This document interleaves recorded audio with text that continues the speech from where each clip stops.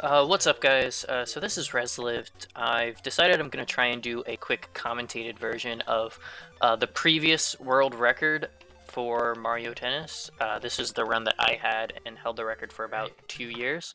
I'm going to talk about sort of the ins and outs, some of the decision making that goes on, and also what's been changed since this run. You'll notice that we've already started off, so a quick rundown for people who don't know anything about this game. This is, of course, Mario Tennis on the Game Boy Color. It was released at the same time as the N64 version, but unlike a lot of other Mario Tennis speedruns, which is typically just like kind of go through all the different single-player modes, win all the tournaments, things like that, this version of Mario Tennis actually has a full single-player story with RPG elements built in. This was actually developed by the same guys who made the Shining Force series, and you can tell they kind of really... And eventually they went on to make Golden Sun, and you can tell that they had a lot of experience with RPGs, and they tried to push that into a sports game, and it actually works out very well.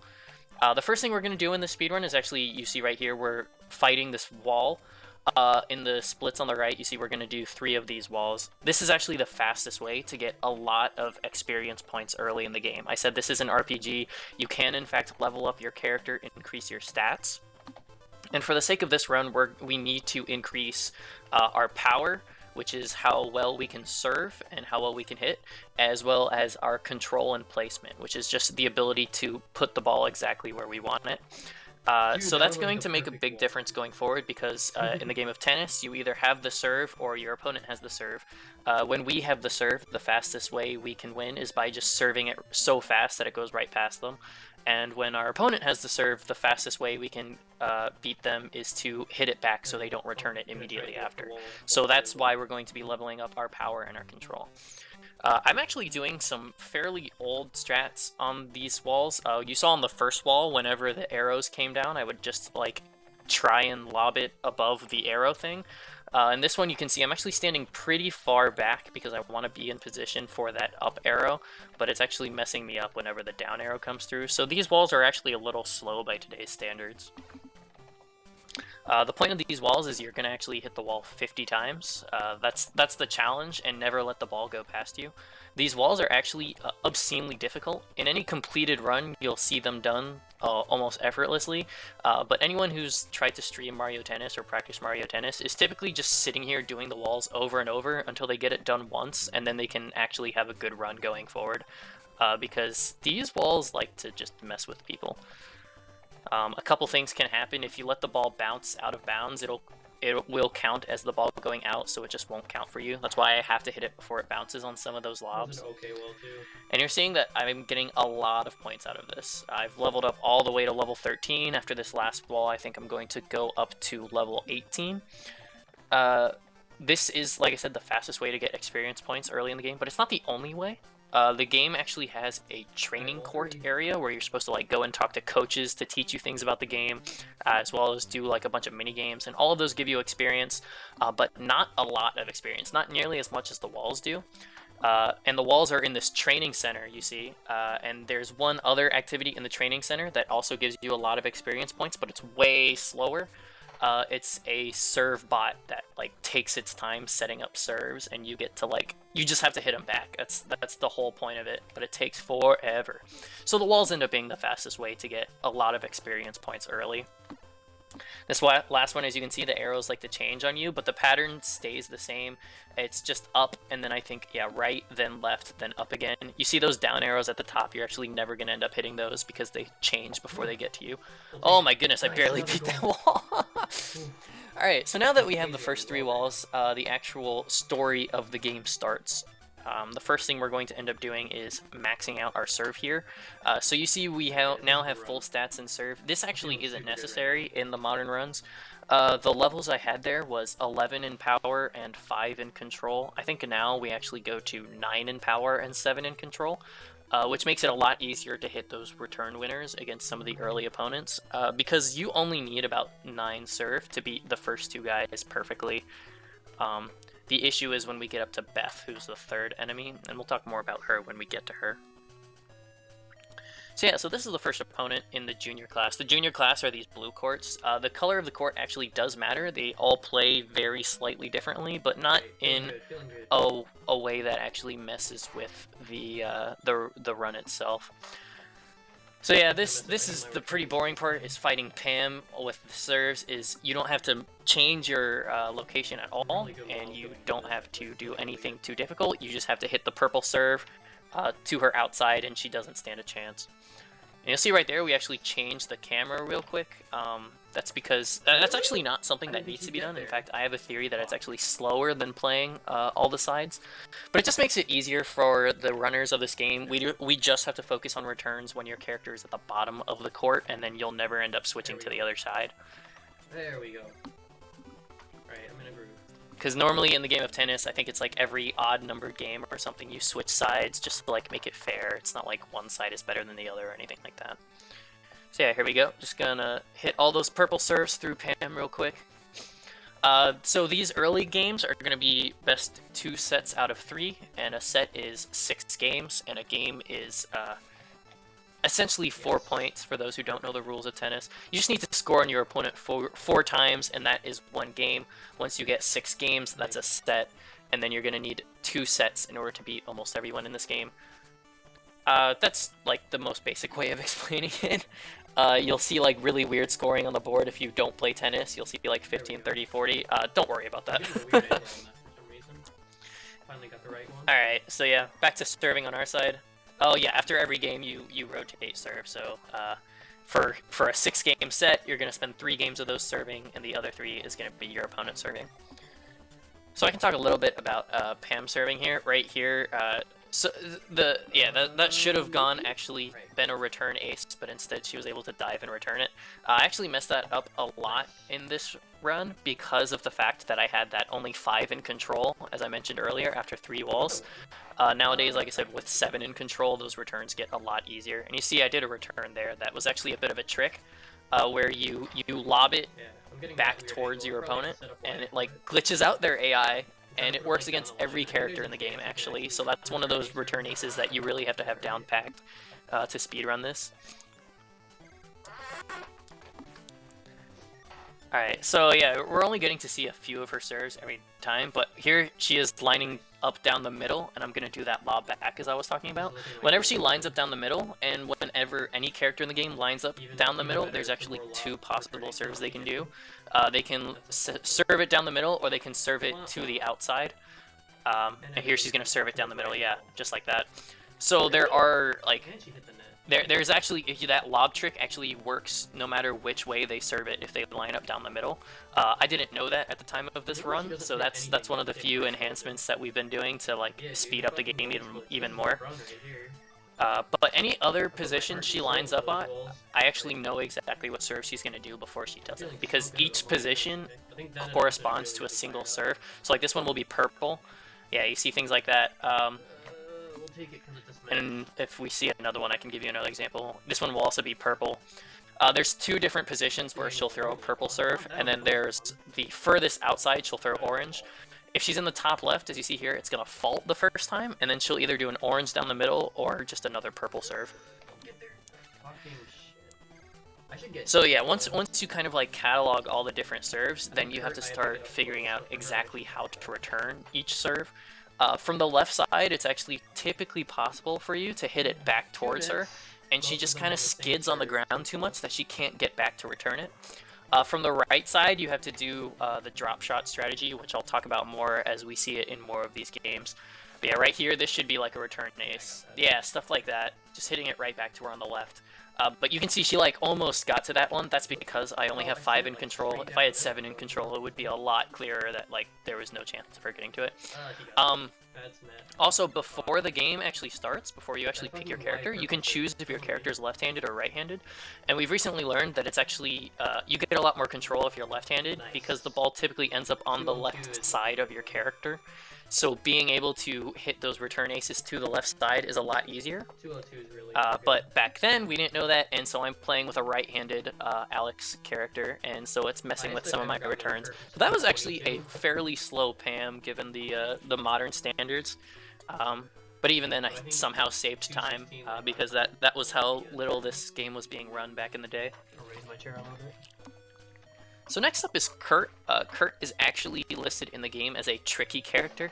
All the characters in the game have like a style Pam is all around. Kurt is tricky. There are not that many tricky characters. I think it's not until we get to the harder characters later in the game. And Kurt can also just get aced by purple nice serves from the starting position. I don't have to move at all.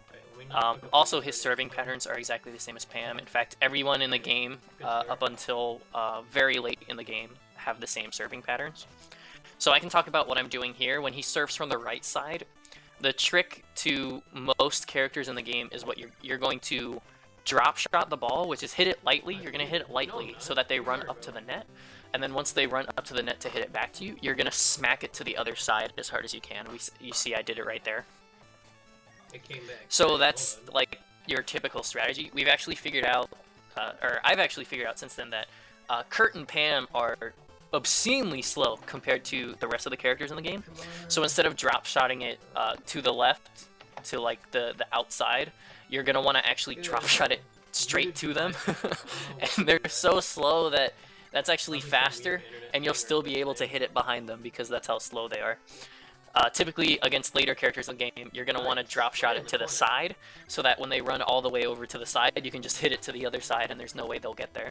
This is looking good as far as... Alright, doing good on those lob returns. I don't think I've dropped too many of them. I did drop one where he lined up on the middle and served it to the outside, and I didn't lob it back. Because again, back then, I didn't actually know that that worked.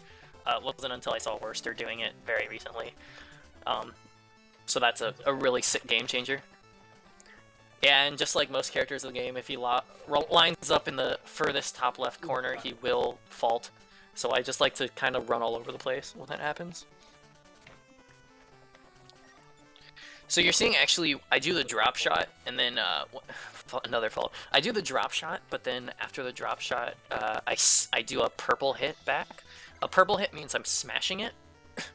And that's actually not optimal in these earlier levels because my smash is actually pretty slow.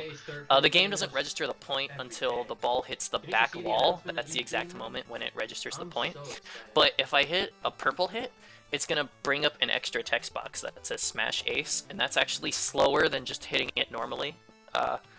So that's one of the few changes we've done on some of these earlier levels. Ooh. That's actually not optimal. He's not supposed to hit that back, but it's better than me having to hit it again if he hits it into the net. So it's like, it's a time saver when I've already messed up. And you see me there just running off screen because I knew he was going to fault. Shit. Did I get it? I got it. Alright, good. Alright, yeah, I was kind of like messing up my return there. So here's that drop shot strat again. I'm going to hit the purple back, and then there's that text box that says smash ace. That kind of wastes a little bit of time. In later levels, it's actually just faster to smash it, because by the end of the game, we're just going to be so powerful and hitting it so far across the screen that it makes that it actually saves time to just always smash it. I was like, I'm never doing that again. But I love the singles. Oh man, I love watching this and like seeing like all the different ways this run could be improved.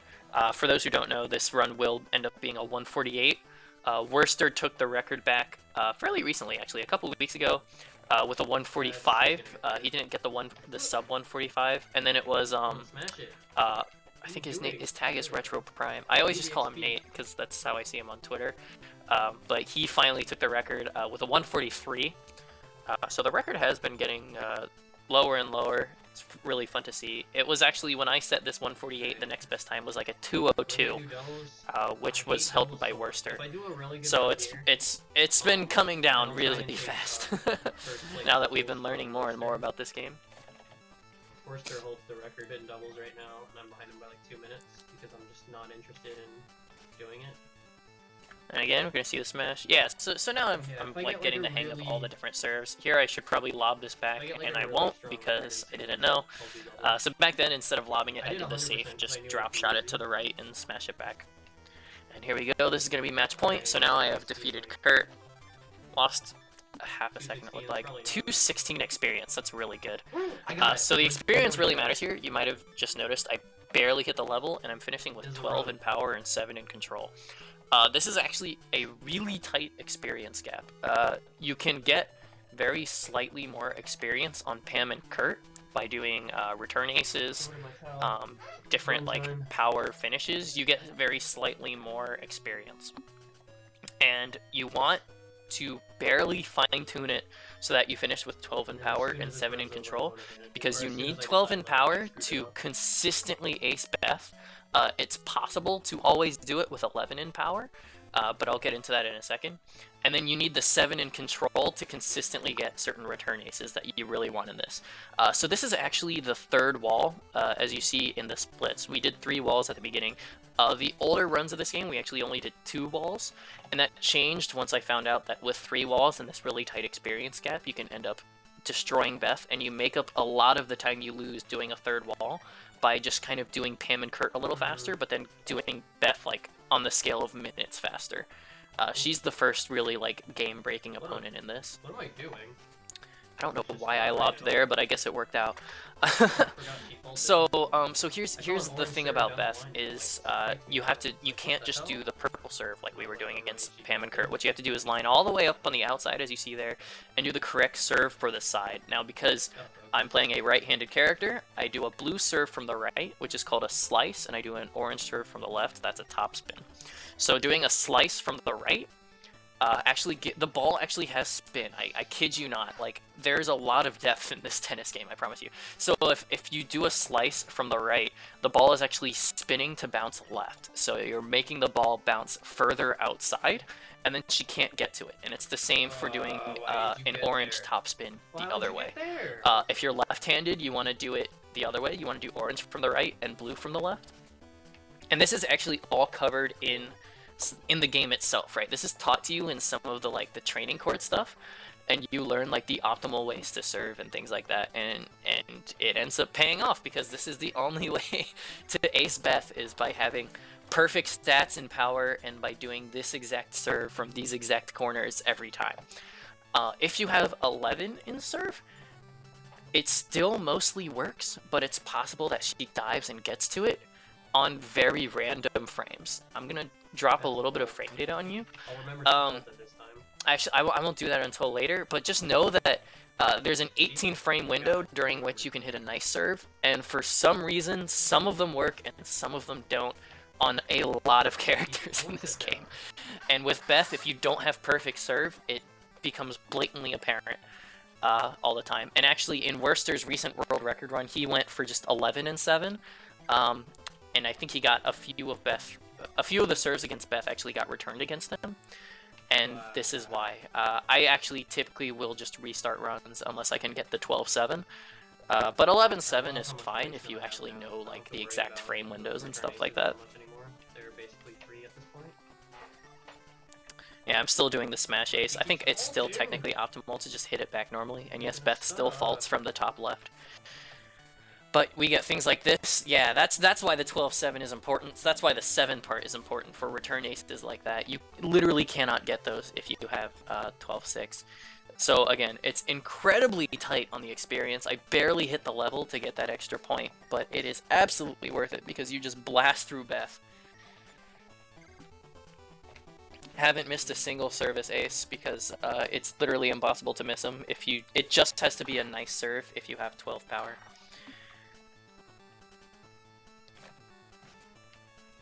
So Beth, the other thing about Beth, as you can tell, she's really tall. So she can get to a lot of balls that normal characters would not.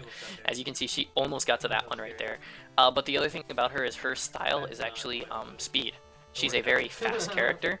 Fast for the junior class, I guess. So she's supposed to get to things like across the screen like as fast as possible, and she'll get there even when you don't expect her to.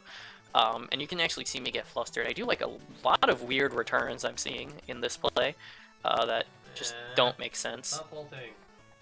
Wow, she faulted a lot in this. So yeah, faults are just straight up time wasters. It's the absolute worst. It's the reason why I think only playing from the bottom might actually be slower than doing the camera switch usually, because the enemies won't fault from the bottom left. They only fault from the top left, and only when they line up all the way on the outside. It's just, they always do it. Anyway, done with Beth. Moving on to Bob. Or junior class Bob. There's actually 2 Bobs. Yep, so now I'm at 12-8, 12 in power, 8 in control. If I hadn't gotten that tight experience, typically I would have leveled up twice here. So no matter what happens, you typically end up 12-8 after I'm Beth. so happy with these wall splits. I'm willing to keep this run going. Yeah, I lost some time on Beth. I'm not surprised. I definitely played really flustered in certain spots. Alright, so this is Bob of the junior class. So the thing about Bob is his style is power. He's a power hitter. You can tell because he's fat. I'm not kidding. The cool thing about serving against him is you don't have to slide all the way to the outside. The blue and orange works from the starting position, so that saves a little bit of time. And since I'm still at 12 serve, I have perfect serve. Good luck returning it. You will notice that he does not fault from the left side, and I can return against him. That's really cool. There are not a lot of characters in this game that do that. Even some of the late end game characters will fault from the top left. Bob does not, even though he's a junior class character. There we go. And you're hearing me say junior class, so since I've pretty much covered a lot of the stuff that you're gonna see in this match, I'm gonna talk a little bit about like the storyline. So as I said, you're at a tennis academy, and your goal is to kind of go through the ranks until you're the best tennis player. And the first step to that is entering the junior class and getting onto their rankings. So each class saves the top 4. Oh, I missed the lob there. Each class saves the top 4 players in the class, and you have to beat them to get each ranking. So in the junior class, it goes Pam, Kurt, Beth, and Bob. And once you beat Bob, you become the junior class champion and can move on to the senior class. And as I said, they're on different courts, so the junior class is entirely on this blue court. I don't remember what this court is called, but then I think the senior class is on clay, which is a slightly different court. And yeah, like I said, there is an intense amount of detail that goes into the actual tennis behind this game, which is surprising because you can't actually tell that a lot of it is happening. Like I said, the spin actually does matter. If you do end up leveling up, I think the stat is called angle. It'll make your top spin and your slice really good. Your slice will actually just like really curve on the ground. It's like actually kind of impressive how much it curves if you max out your stats. Alright, set 1. Alright, already done with the first set against Bob. Only have to do one more, and of course, since 3 out of 6 games, I'm just service acing him immediately. It goes by pretty fast. Improve on my gold Bob split. One thing I will note about Bob is these early characters are kind of like nobodies. They can be palette swapped. You will see Pam in actually Pam and Beth actually don't swap palettes, but the next guy Brian, you'll see a red version of Brian or in singles, but a green version of Brian in doubles. So weird stuff like that, right? It's just you can just switch the colors on the characters and they become like new people, right? So with Bob, he's the only one that appears twice in the single storyline. He's the junior class champion here, and then we'll see him later as Blue Bob in the varsity class. Alright, which game is this? Is this game 3? Cool. Alright, halfway through set 2. Wow, I'm missing, like, everything. That lob definitely works there. Yeah, this is... I love watching this because I've been getting back into it and I've been labbing a lot of the frame data and learning a lot about this game, and I know that I can do better than this. I'm hoping that someone gets sub 140 very soon, the current record being 143. Dude, I do deliver. Man. I'm wiping my nose real quick as we finish up Bob. And you'll also see something pretty interesting after this this set, because there's supposed to be a cutscene, but I'll let you guys see it first before I explain exactly what's going on. We're just gonna finish up this game. Drop shot to the left, smash it back. So that was well executed. This needs to be a lob, but it's not gonna be. In fact, I panicked really bad. Alright, drop shot to the left and smash it back. Awesome. So that's gonna be all of the junior class. We're gonna level up a few times here, I think. Oh, only once, wow. Alright, so now we're at 12-9, which is really nice. And now you see we're back at the start menu, actually. Because... I might sneeze here. Excuse me.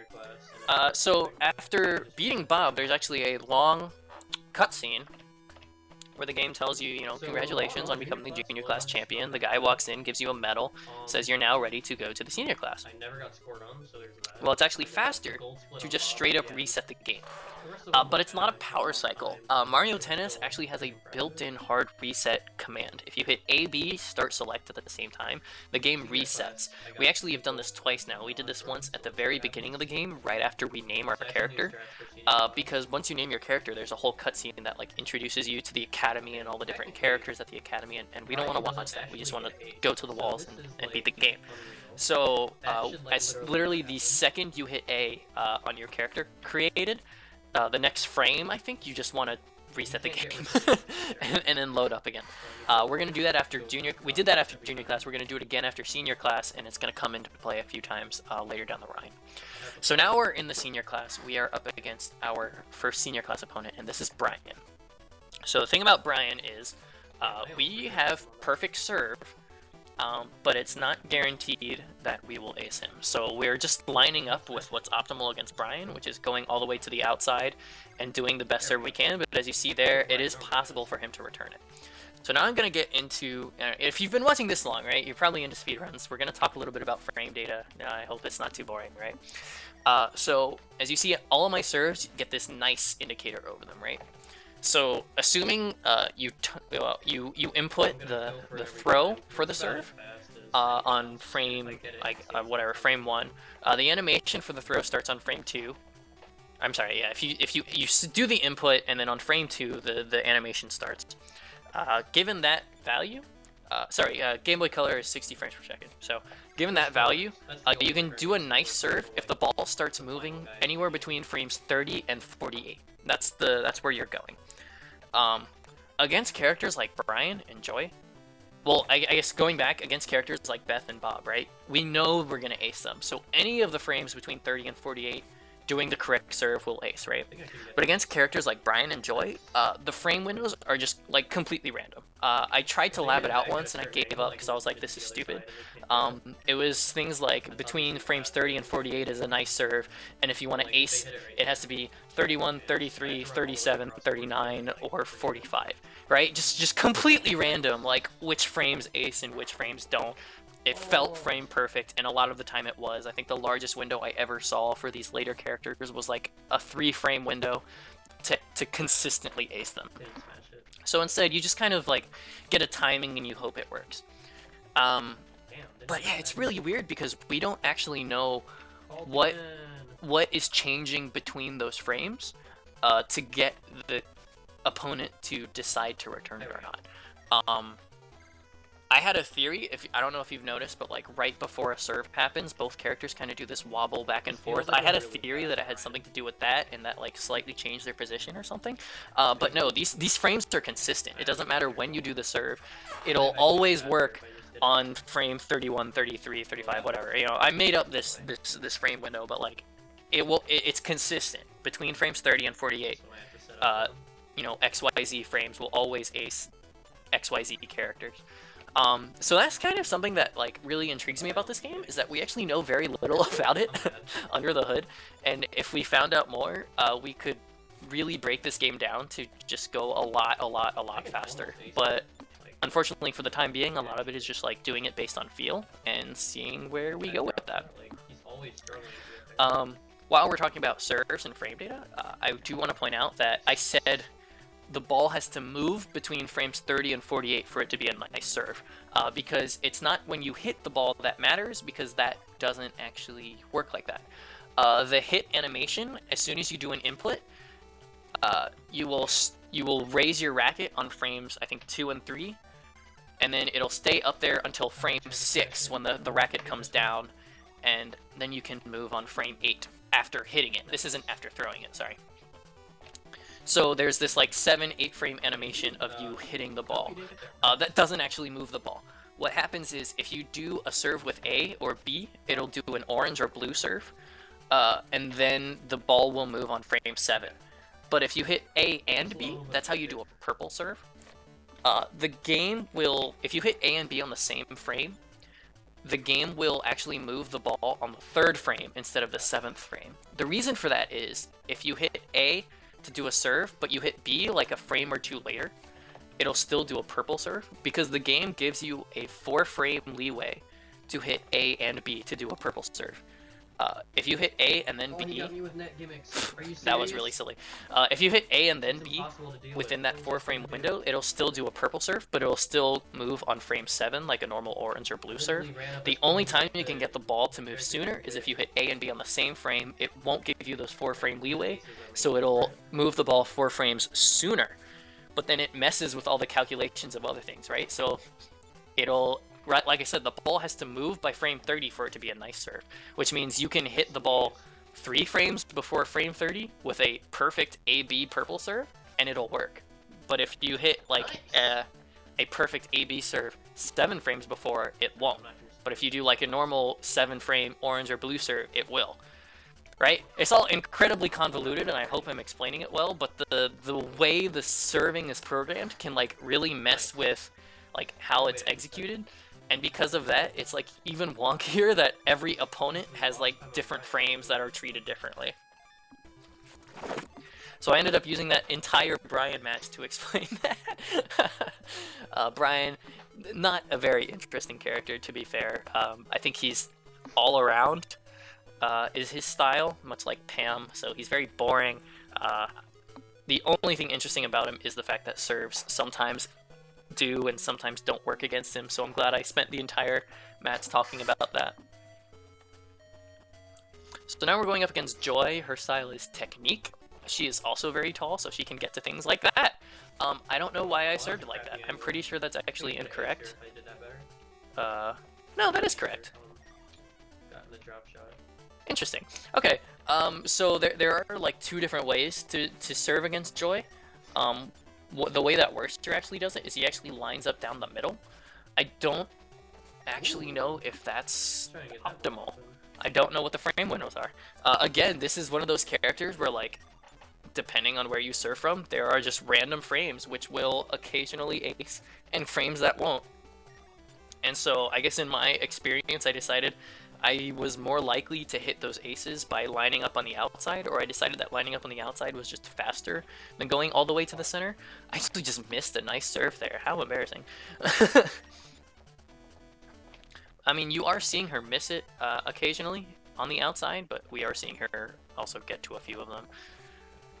Yeah, that as soon as that one was hit, it just looked slower than a normal serve. Oh my goodness. Yeah, and that's kind of what a technique character does. If you didn't notice, she actually hit that very far to one side, which was incredibly scary. And that's gonna be the difficulty going up as this game progresses, is that the enemy characters will actually have much better placement. So when I drop shot to one side here, stuff like that will happen. You have to cover both options, right? Because the enemy character will do one of 2 things. They'll either hit it to you or they'll hit it away from you.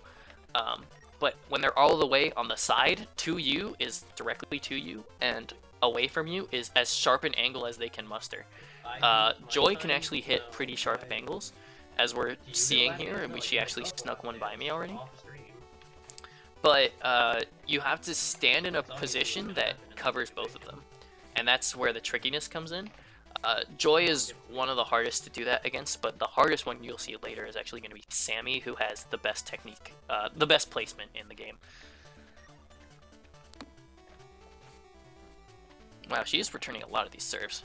Yeah, if we could figure out like how to optimally ace Brian and Joy, this run would get, you know, minutes faster.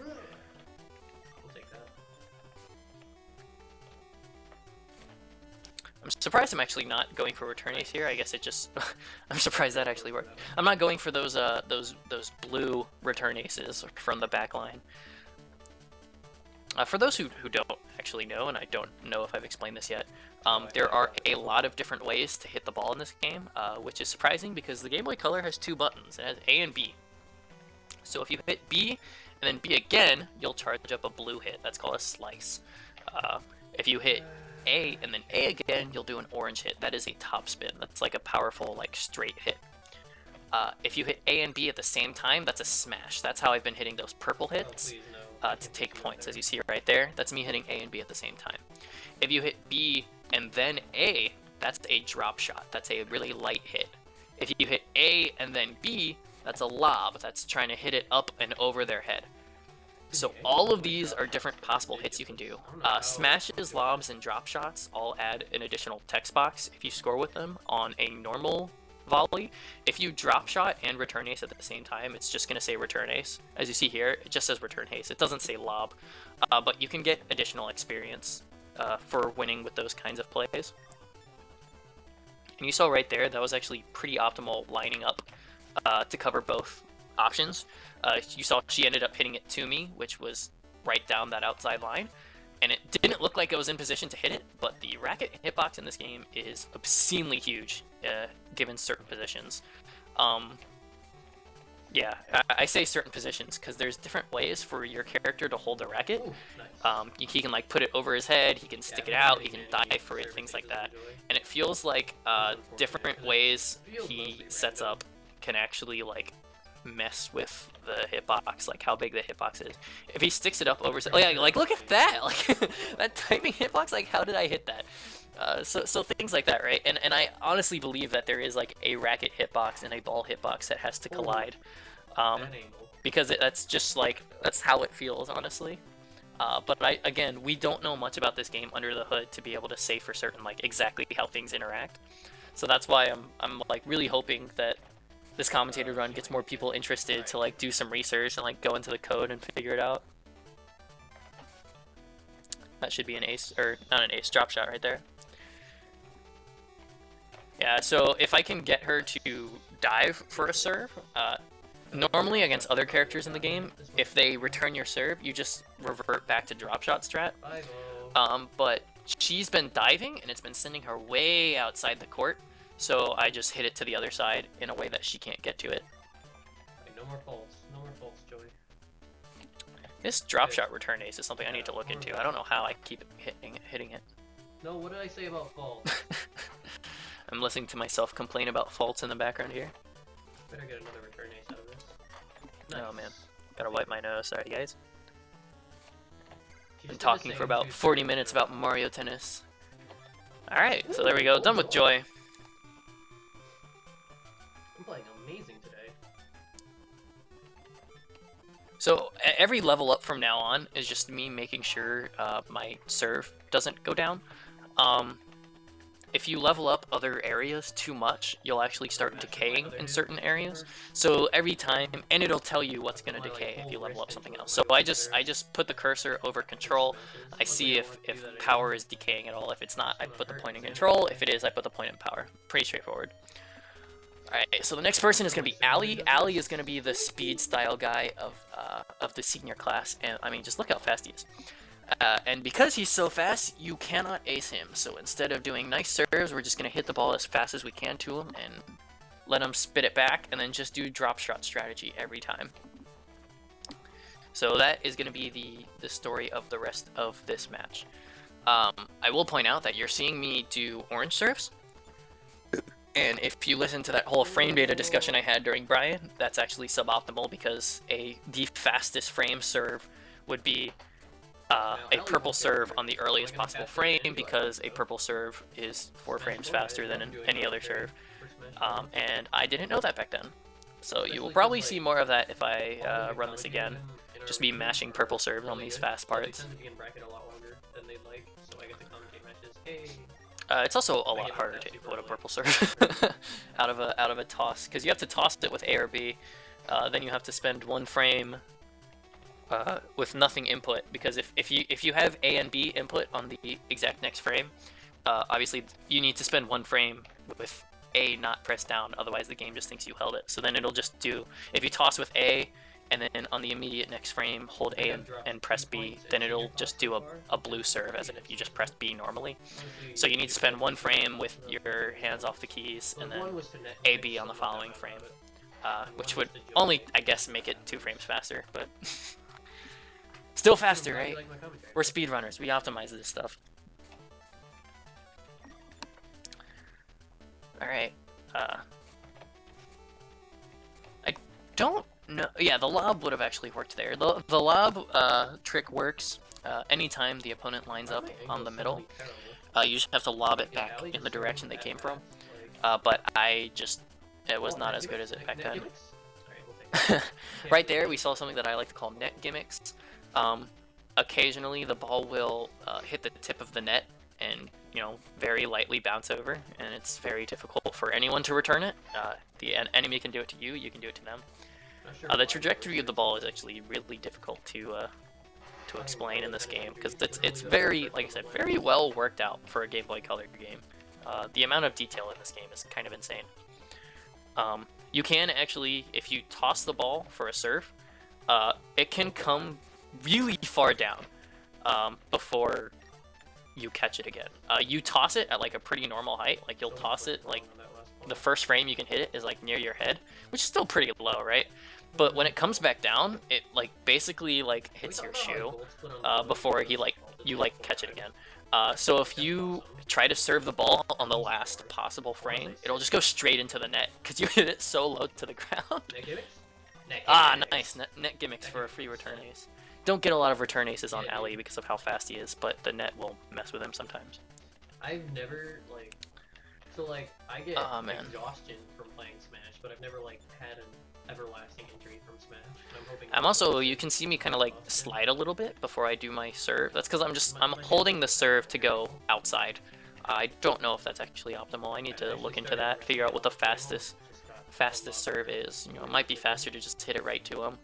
I just like hitting it outside because it forces him near the out of bounds line, and then I can make sure he's really close to it when I drop shot it back to him.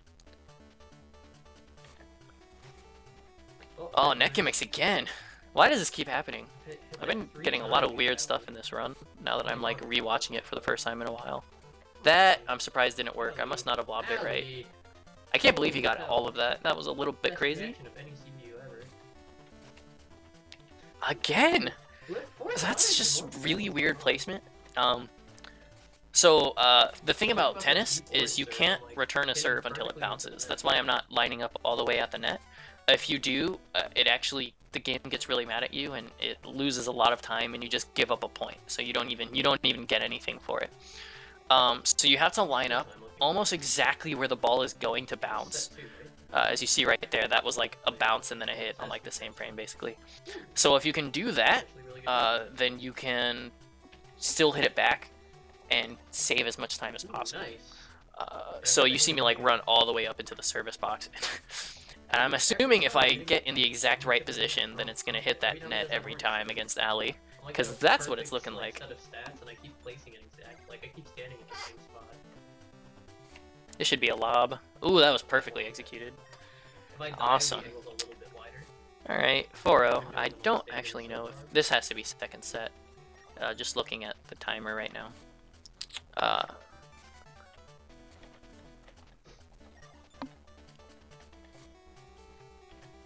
Yeah, not much else to say about Ali, unfortunately. He's net gimmicking me. I'm messing up points. It's great.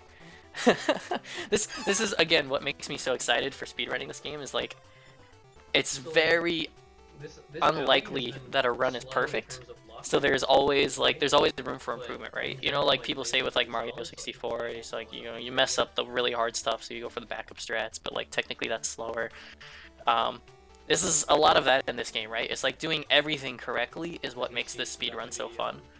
Because it's very difficult to do. It's about to be set and we're about to be like 30 seconds ahead. Wow, apparently I had a really good alley after all of that. Let's blame the net gimmicks, I guess. Because I saved a bunch of time. Somehow not a gold split when I first did this. I guess I had a really good alley before. And I gained 24 seconds and that one wasn't a goal. Alright, so going into Faye, so she's going to be the senior class champion. Just like Bob from the junior class, she is a power hitter. Hopefully that'll help. I don't know if you can tell, but the varsity split on the next one, I just took the picture of Bob from earlier and I put in as many blue pixels as I could. Because these are their portraits from the character select screen, even though the colors don't line up, right? You see Faye has orange hair, but in the game she has blue hair. That's what I mean by, like, all these earlier characters are just palette swaps. So Faye also cannot be aced. So we go for the fastest serve possible.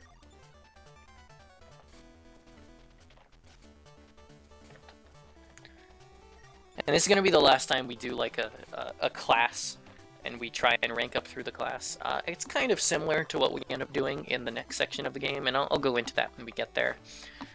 And just like after junior class, after senior class, we're gonna do a reset to skip a cutscene. Net gimmicks, let's go, return ace. Oh man. Again, if you could hit those consistently, you'd be amazing at this game. Like, just straight up. There's a lot of stuff that's just really hard to hit consistently.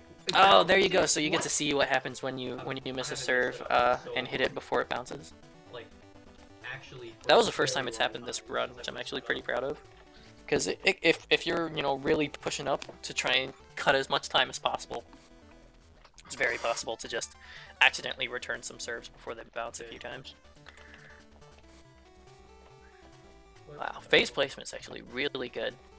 And I'm not playing this optimally at all. Obviously, general strategy, serve to her. When she hits it back, drop shot to the side she's on, and smash it back. Pretty straightforward, right? But it's very hard to get the correct inputs every time. As I said earlier, a drop shot is actually hitting B and then A.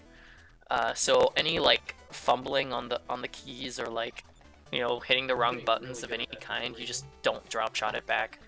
And occasionally, if you are standing a certain way, I think if your character jumps for something, he just will not drop shot it. He will not do certain things if he's standing a certain way. Also, I think if the racket's over his head, he won't drop shot it either. So, like, again, this is another situation where, like, the stance of your character makes a difference, but you can't control the stance of your character. The stance of your character comes from, like, where the ball is when you hit a button. I guess the thing is she can hit it really hard, so it, like, catches me off guard how fast the hits are. There we go. Another optimal point there. Fuck. And again, you're seeing me drop things, drop some pre-knowledge strats, no lobs. Yeah, you see there, that should have been a drop shot, but it wasn't, so I had to wait for her to come back. Somehow the drop shot ended up scoring the point, so I guess lucky me. I used to think that the lob down the middle only worked if you did a dive for it, so I like had it practiced where I'd like set up my character a certain way so that he would always dive. Because again, you cannot input a dive, you can't input your character's stance, it just has to do with where the ball is. That can actually cause a really weird thing with dives. There is a place where your character will just kind of stick out his racket like he's trying to hit it normally, even though it's too far for him, but he won't dive for it. There's like a sweet spot in between where it's like it's too close for a dive, but too far for your normal racket to hit it. And that'll actually come up again in the next match a lot. I'll talk about that more there.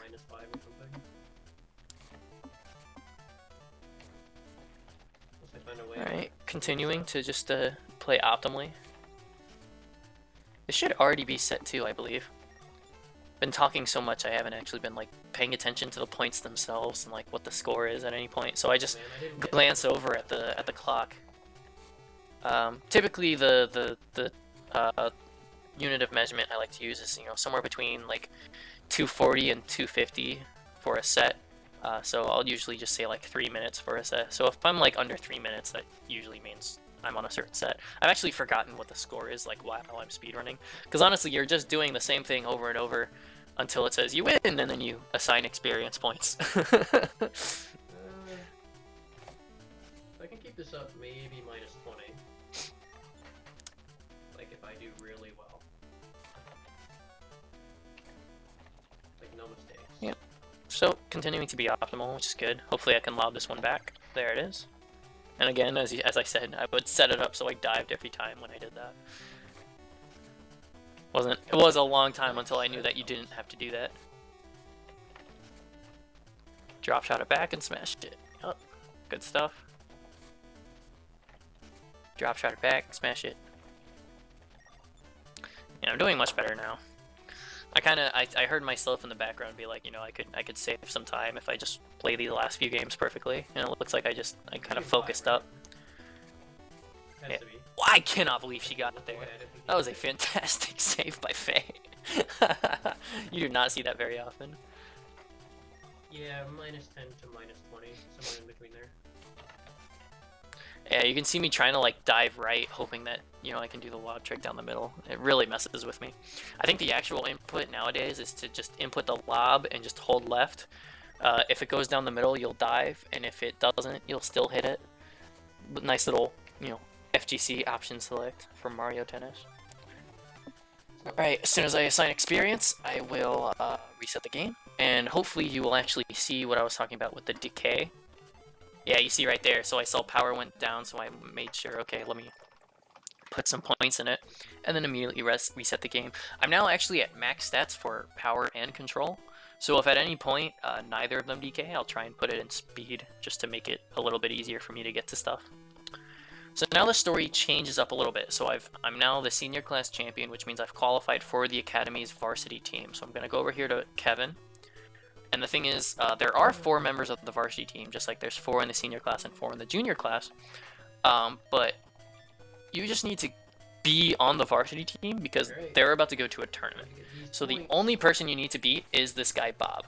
So by beating Bob, you will be the 4th best person on the varsity team, and then you can go travel with them to this tournament that's coming up. Bob we're back in this situation where it's like, I don't know what causes the service ace. It's a frame window that no one understands. He's also much faster than the original Bob, so it's not like we can return ace him or anything like that.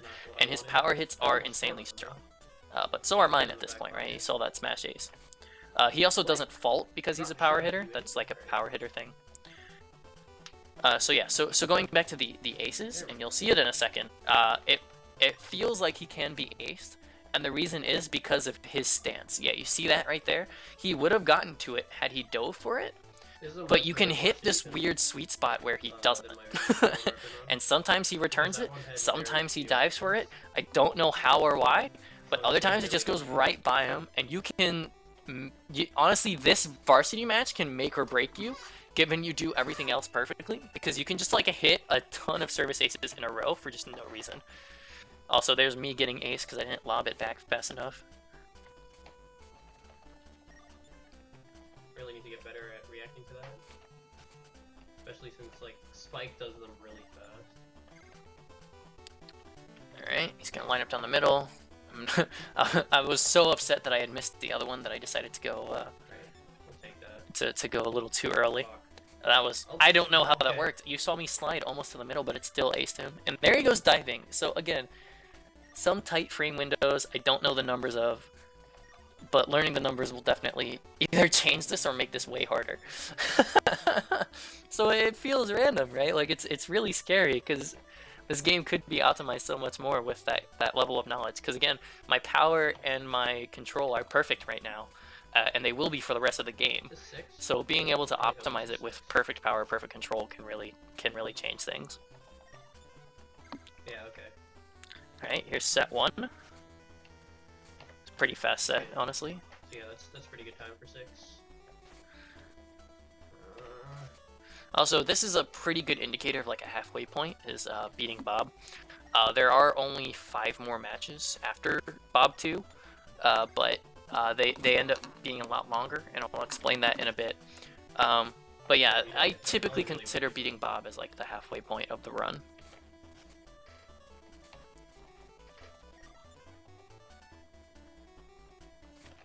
And you can see his serves, like we're getting to a point in the game where the opponents can serve really fast.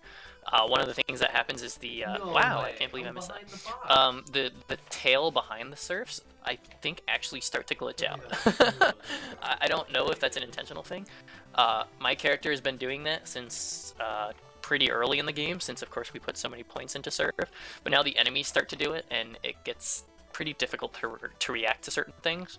But thankfully, because we already know that each position corresponds to a single serve, we don't have to react to anything. We just have to make sure we get in position quickly so that we're already there before the serve comes down. This is the only time we have to react, is when he lines up down the middle, and as you can see, I am terrible at it in this run. How did this run make world record? I'll never know. At the end of the day, as long as you get the point, it's almost entirely worth.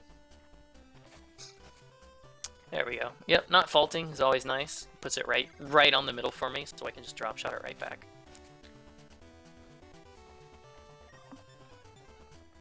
Okay.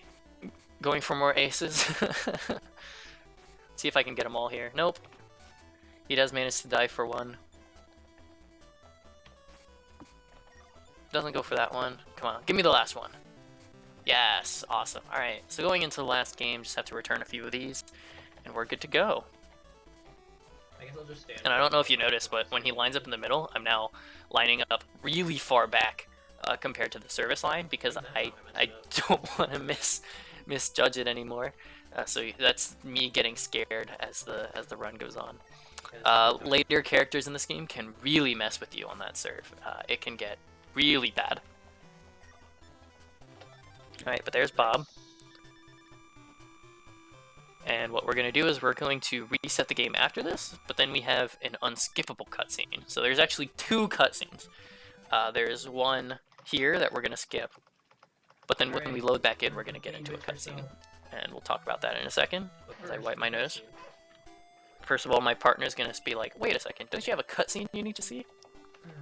Lost about a second there. Get to the headmaster's office. Alright, so just real quick, these characters are actually important characters. The front character up there is the headmaster of the school. The one on the left is Emily. The one in the middle is Mark. The one on the right is Kevin. They are the other three members of the varsity team, which is why they get faces and aren't palette swaps. Versus Bob, who was on the varsity team, but since you kick him off, he just has to be a palette swap now. How sad. Okay, so you're late to this meeting where the varsity team is going to be traveling to a tournament. So this tournament is called the Island Open. And at the Island Open, it'll be your school, the Academy, versus a few other schools. What are the name of those schools? I don't remember. One of them's called the Factory. There's the Factory, there's... we're the Academy. What's important is that our school is white. The Factory is blue. And then there's an orange school, and then there's a green school. So that's all that really matters. As you see, we're now dressed up in our white academy uniforms before we go up to the Island Open. The headmaster's gonna lead us. I always love this. Flying V into little narrow V. I don't know why I like that so much. So you're gonna ride the plane over to the Island Open. They're gonna welcome you with fireworks. It is quite exciting.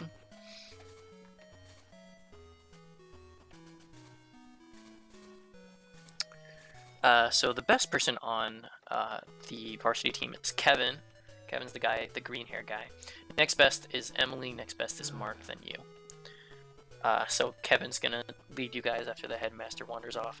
And this is a really annoying thing, is you actually have to leave the venue and then go back in the venue for your opponents to spawn.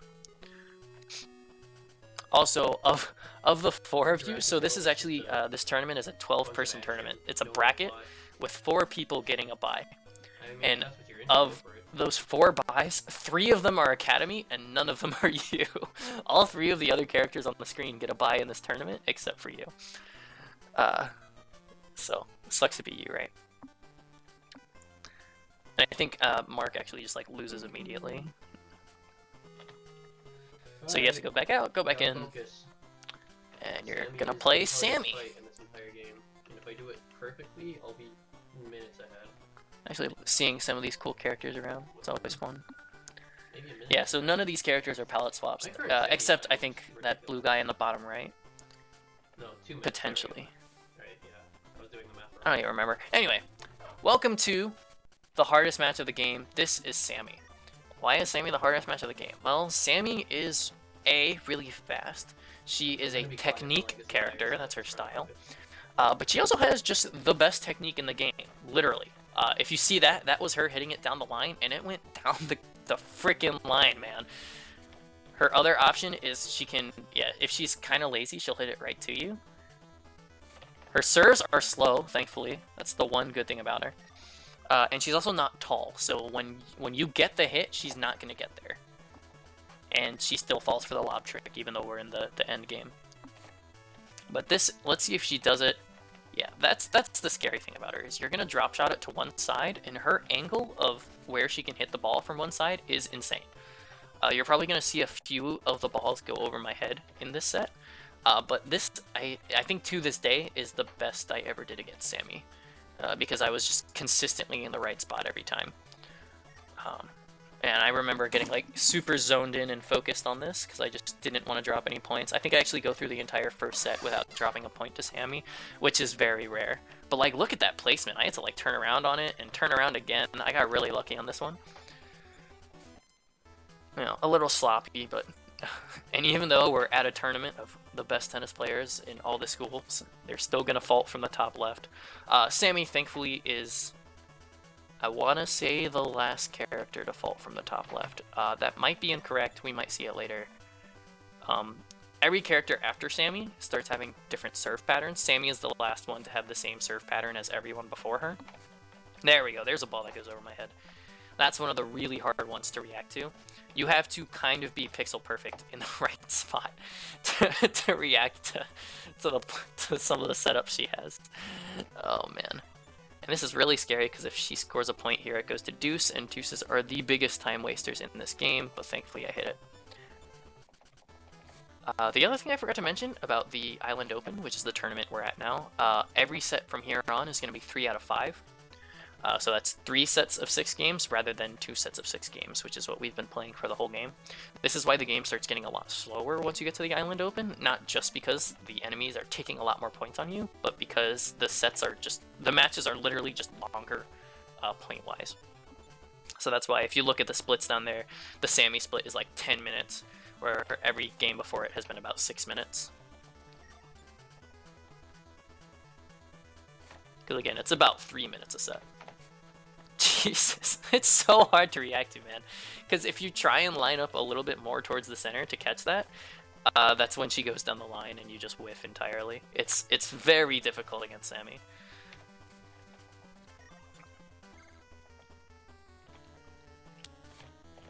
Alright, luckily she gives me the first set here with a lob trick. Good set. Very nice of her. 2 points, I think I dropped about 3 points in that set. Sounds about right. Maybe 4. So I mean, that's again more optimization in Mario Tennis. If we just don't drop any points, you save so much time. It's actually crazy. That's why the current world record is 5 minutes faster than this previous world record.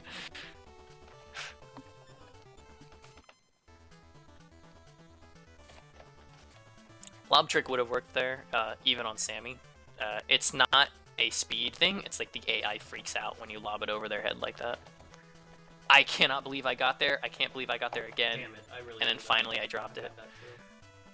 If you see me flashing, that's actually, I don't think I've mentioned this. Me flashing means I'm charging a hit, and if you're flashing or charging a hit, you can't move very much. So you have to like be correct, like that's where the hit is gonna be. But you can cancel a charge by hitting select, and that'll get you out of that so you can start moving again. There we go. So that's the optimal positioning for that hit. Would normally have gone over my head if I was a little bit too far outside. Oh my goodness, I can't believe I hit that. Oh, I thought I dropped that. Yeah, you can see me in the camera. I was like freaking out. You have to, again, you have to space perfectly, but you have to also know like what your hitbox is capable of. Because you don't want to go all the way to the line to save the line shots. You just want your hitbox to like barely catch it, so that you can also catch the hits that go down to the other side.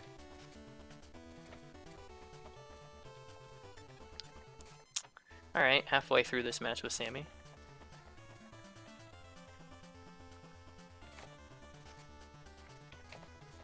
Yeah, the sharper I can drop shot it outside, the easier this gets, because it narrows the angles that she has, right? If she's still on the court, she has a really wide set of angles, because she can hit it down the line, or she can hit it, you know, to the other side like that. But if she's all the way outside, then she can't really hit it down the line anymore. There's still like a bit of an angle to it, so I can cover that.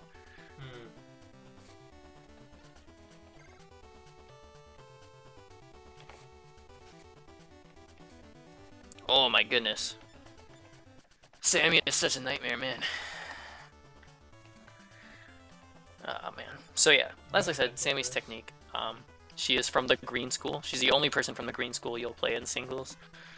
She has a doubles partner that you play in the first round of the doubles version of this story. His name is Sean, and he is not nearly as good as she is. He is just actually just trash compared to everyone else in the late game. Because I think he's all around. I don't actually think I checked. Yeah.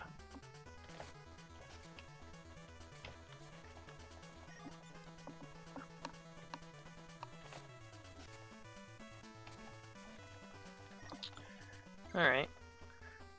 Should be a clean set too. I think I dropped 3 or 4 points again. Nice. There's a lot of potential for this match. See how this last set goes. I love listening to me like in the background where I was like really excited because this is like a really good Sammy. And I've already dropped like, 8 points so far.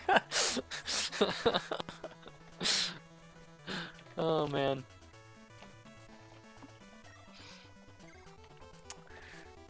Oh, looks like we dropped some frames in the original recording. Well, we're back. Sorry about that.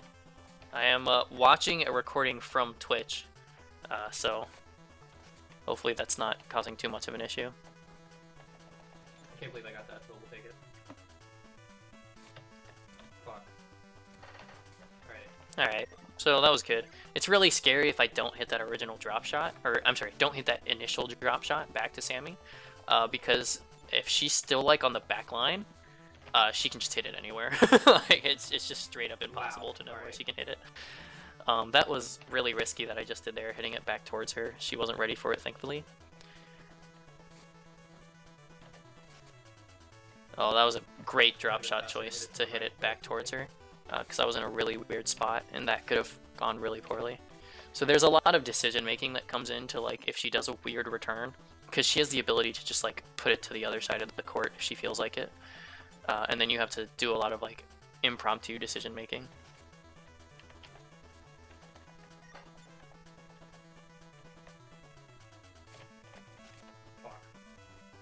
Oh man, if she had hit it to the other side of the court there, I think I would have just given up that point.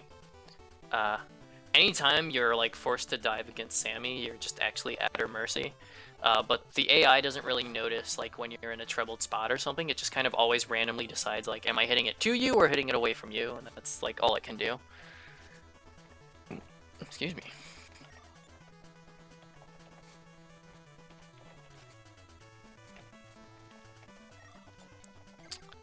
Alright, get another game here. Drop shot it back to that side. Alright, oh, interesting I didn't smash it. But that's another thing, the smash can only happen if you get the stance where the racket's over your head. So if the ball's too low for that, it just won't smash it.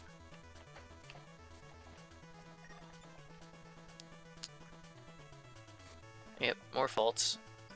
Big time sink, but at least it sets up a really easy return for the follow-up. The follow-up serves immediately after a fault are not actually normal serves, but they have really easy follow-ups. Holy shit. Yeah, that was a gold Sammy. For what we just witnessed, which was a little sloppy. Not too sloppy, but a little sloppy, and I like saved like 2 minutes. That's how hard Sammy usually is. Alright. So here's the bracket. So you see I've beaten Sammy.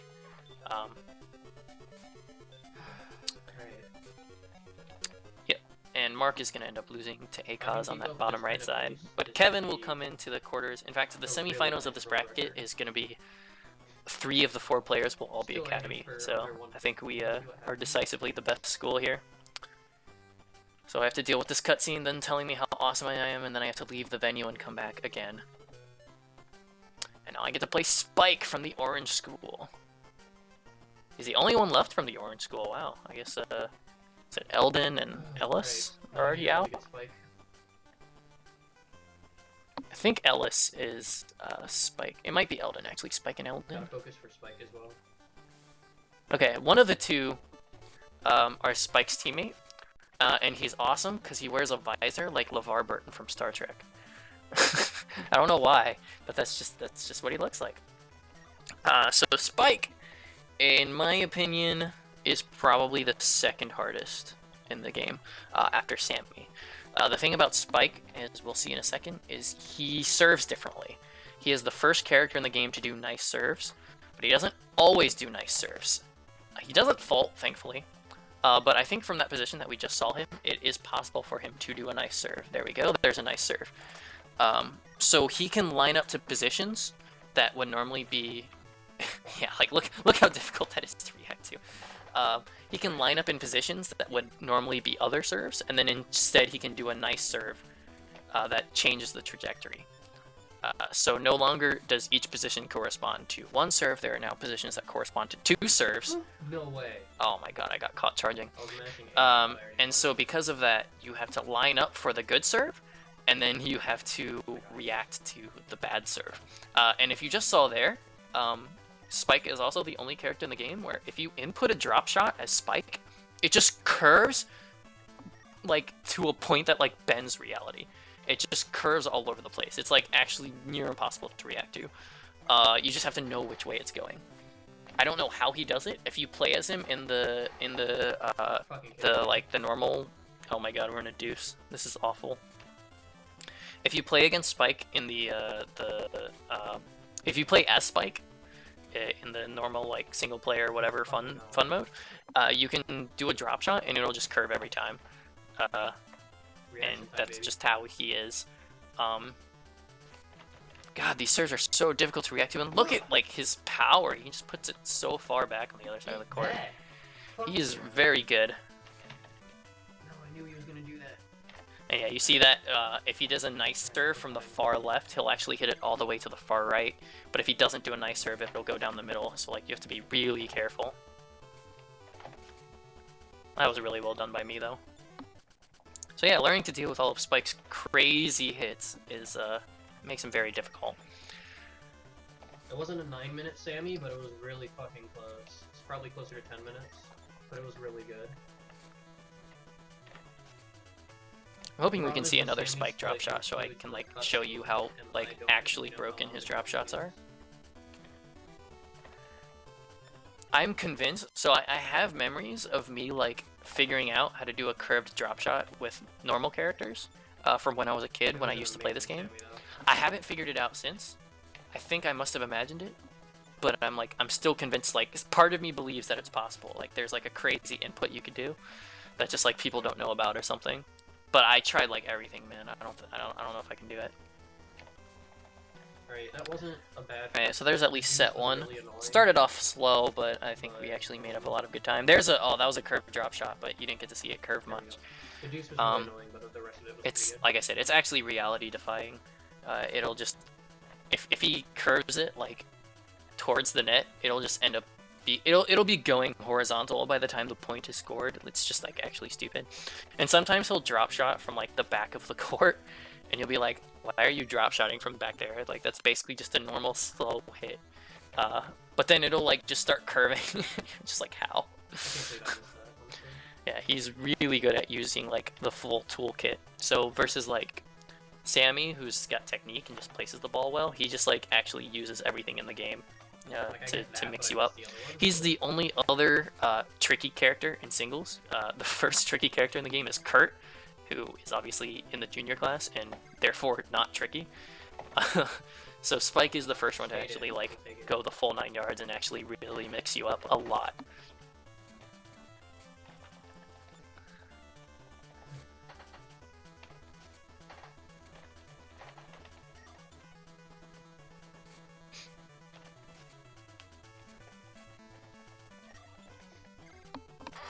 Alright, get me another game, get me a solid game here. I'm missing all these smashes because Spike is hitting it so low, and I like just can't, the ball's just not high enough for me to smash it, which is really unfortunate, because the smash is very obviously faster in these later levels.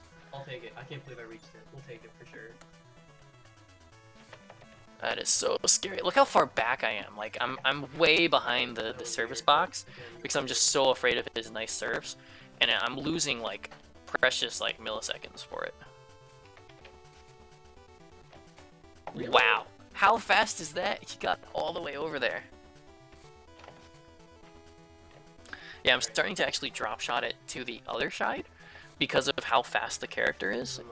He can get there no matter which direction I put it. But it feels like if I'm in a certain position, I feel like I can get it closer to the line by drop shotting it a certain way. And that's what really matters against these later characters, is just getting as close to the line as possible to narrow their angle of possible hits. I'm definitely gonna lose time on Spike, which is frustrating.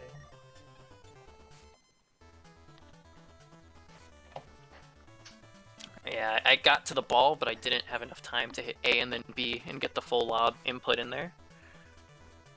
Not what I wanted, but oh well. And that lob looked like it wasn't intentional. It's actually possible if, depending on how you hit the ball, it's actually very possible for your character to just lob it by accident because you're diving for it or because like of other things because you're like hitting it a certain way. Right. Like any amount that puts the ball up to a certain height, I think the game just automatically records it as a lob.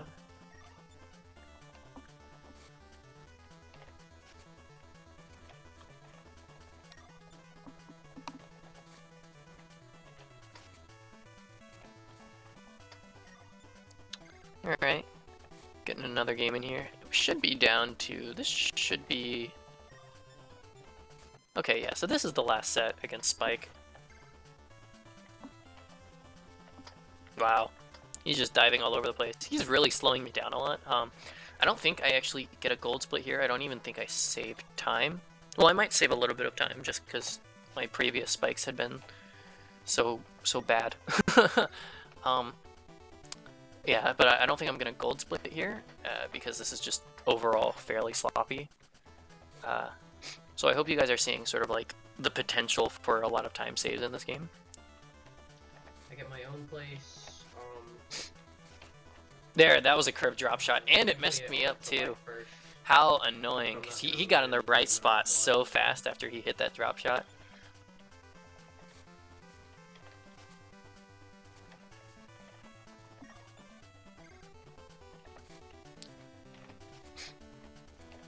Alright, another standard one right there. Yeah, you're starting to see how hard the game is because I'm not getting the standard option select as often as I can. You know, the drop shot into smash. You know, I'm getting it so rarely now because of all the crazy stuff going on against this character.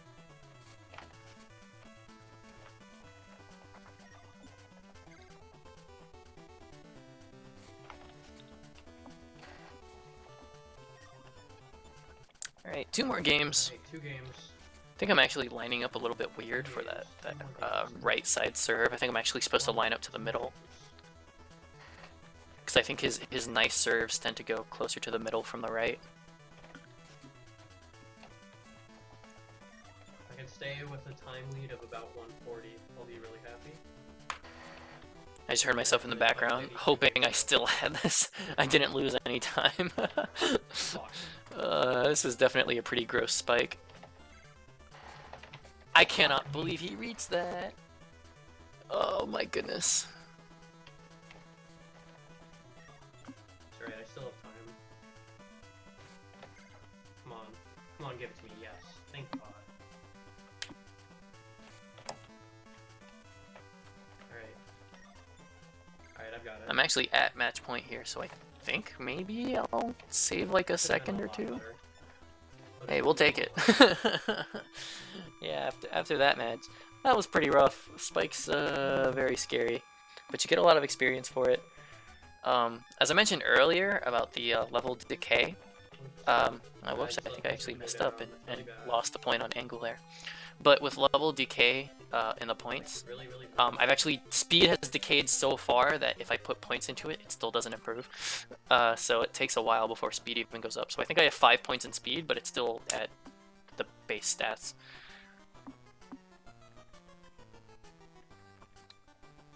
I'm not matching fast enough. Why aren't I matching fast enough? Alright, leave the venue, come back in, and now we have to fight Emily, that girl you see right there. Academy team kill, unfortunately. Meanwhile, on the other side, Kevin will face Akaz, and as you might have noticed in the splits, Akaz will end up winning. So for some people would say that Emily is the hardest in the game. I think they're insane. I think Emily is actually really easy, but there is some parts of her that are just annoying. First of all, in this group of 4, she is the speedy one. She's tall, she's speedy, she's Beth, Beth version 2.0, right? And that's really annoying at this late game stage. Obviously, just no way you're gonna ace her. In fact, you can't even make her dive for a hit, even if you do it nice. Like she can't be aced. So you just have to do everything correctly. The other thing about her, as you'll soon see, is that she always does nice serves from those positions where she can.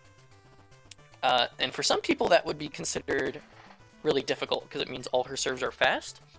But this is actually a good thing for us because instead of where Spike, one position could have 2 serves, now we're back to one position is 1 serve, so I can line up ahead of time.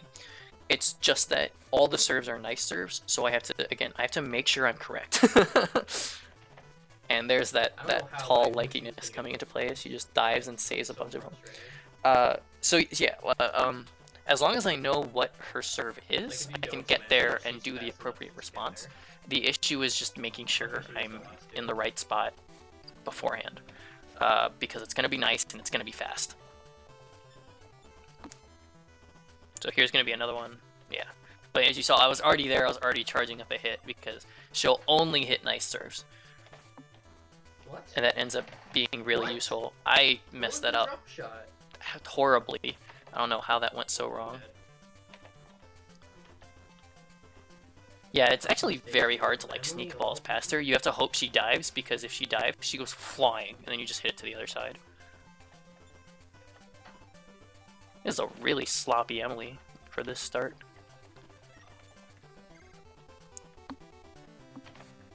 Yeah, and you can see I try and line up for like a normal character serve, and then at the last second I'm like, oh crap, it's gonna be nice, and then I'll just like run across the court to where I'm supposed to be. So hopefully I can make up this. I remember this record actually having a really good Emily, so I think the rest of these sets will actually go a lot smoother.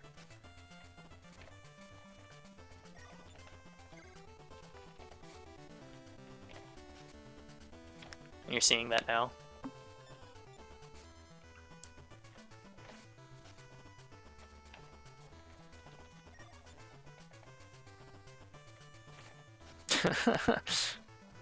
So it's really weird because all of her nice serves seem to go to the right, as you're seeing, as far right as possible.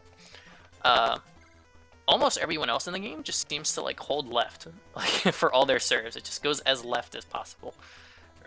So normally from the right side they hold left and it goes really far wide, and then if they're serving from the left it goes close to the middle.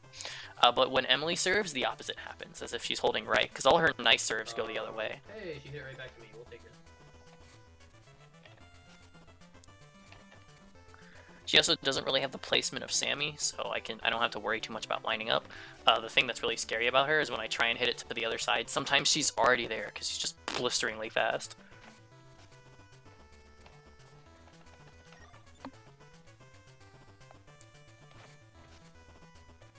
So many nice serves, but they're always to the same spot. So I'm always ready.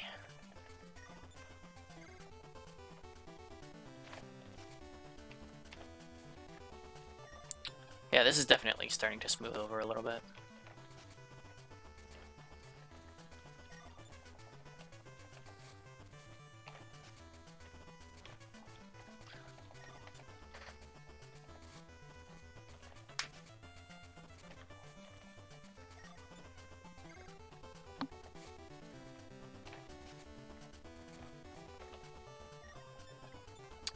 Alright, halfway through the match.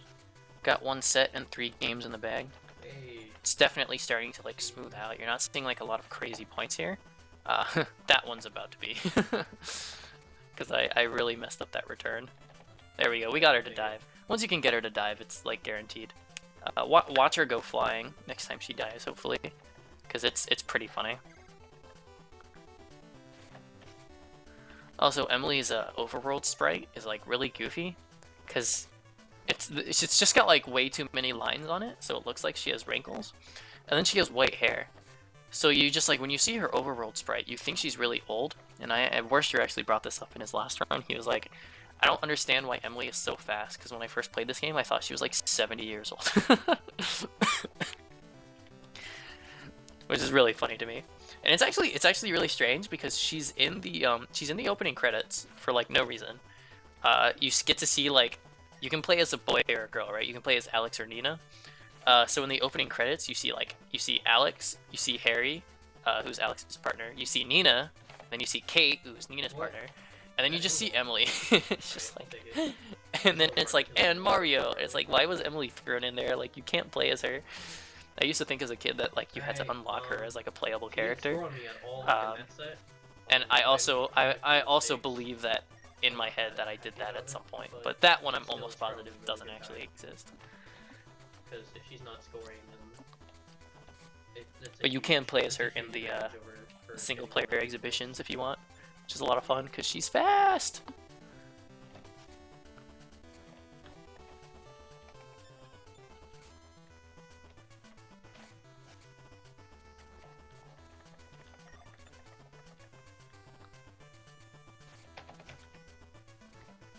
Yeah, this is really smoothing out. Haven't been dropping points. I've been lining up for... Oh, she faulted! Oh, I forgot she can do that! That's a very specific serve that faults. But it does fault every time. She doesn't line up quite on the line. It's like almost to the middle from the left. And she tries to like curve it into the box, and she misses every time. So what she does is she'll fault on the nice serve, and then she'll just do the same serve again, and it won't be nice. And so it won't fault. I literally forgot she could do that. Weird rally, but I'll take the point.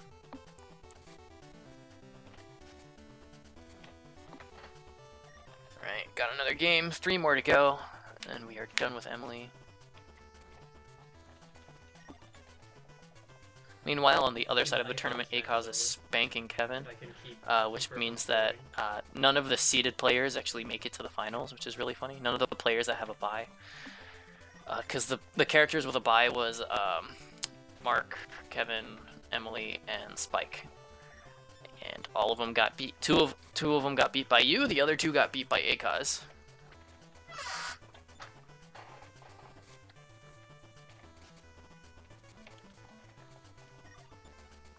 And the blue team is the factory team. That's all I remember. I don't know why their school or whatever is called factory, but there it is. They're called ACOS, by the way. His name is ACOS and BCOS because they're actually the Costello brothers. And I don't actually know what their full names are. They actually come back in the sequel, in the Game Boy Advance version of Mario Tennis. And I think they get full names there, but I don't remember what they are.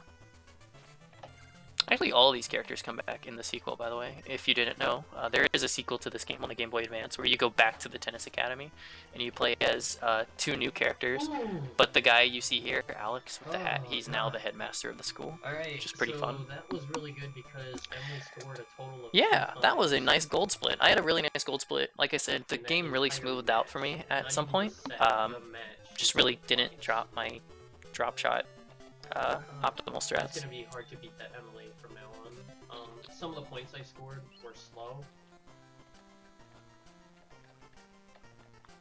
So, some of the points were slow, so there's definitely still room for... Alright, one last time, leave the venue, come back, and then you play the finals of the tournament. Just looking great right now. You get to be the Island Open champion after this. Oh man, been talking for about an hour and a half. My voice is starting to get a little tired, but I will power through. Only 20 minutes left. 2 more matches, of course. You have to play ACOS, and then the last point is going to be Mario. But I will talk more about that after ACOS. ACOS is all around, I think, is his style. Also, we get to go into the special central court. I mentioned earlier how the courts actually make a difference in this game, and this one is technically different from the other Island Open courts.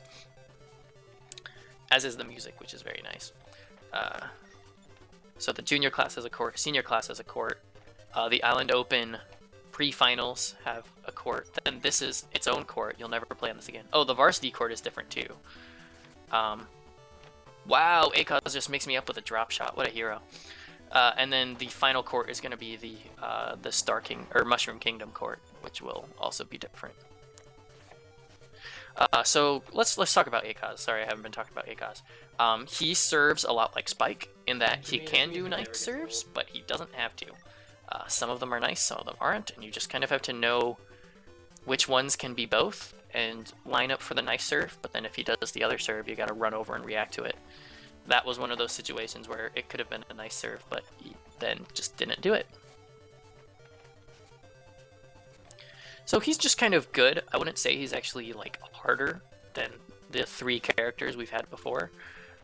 You just kind of had to be on your game against him. He's not as fast as Emily. He doesn't have the crazy placement as like Sammy. He does use all the tools like Spike, but not as well, in my opinion.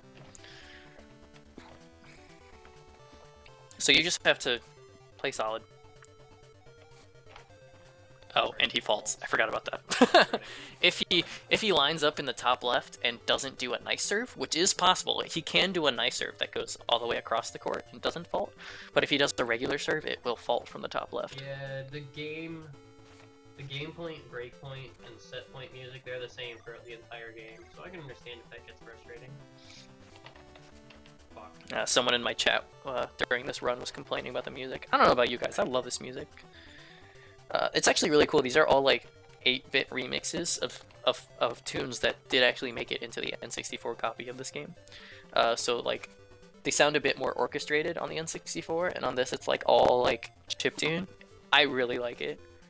They're definitely really catchy. I used to like jam out to the match point, set point music back when I was a kid, when I played this all the time.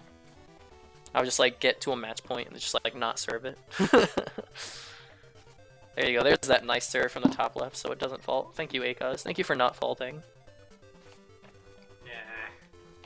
Alright. I think I end up actually golding this Akaz as well. This Akaz was one of the big things that really helped me nail this run. Obviously the gold Sammy and the gold Emily were key. But I think after this I end up like minus really 3 minutes or something. He only scored on me once, which is really good. If I can keep it that low for this whole set, I might even save more time. Yeah, and I think I think I just heard myself say I got through the first set and only dropped a single point. That feels correct. Against Akaz, you really shouldn't be dropping that many points. You know, I was talking about dropping, you know, like 8 to 10 points against Sammy, which is, you know, kind of bonkers for a speedrun, but it happens at this level. Against Akaz, if you're doing that, you're really struggling.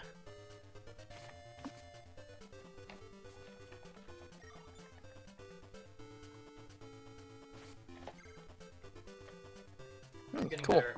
Yeah, log trick works for everyone in the game. I just need to implement it more, and I will start saving so much more time. Oh my god, will I save time? That'd be hysterical.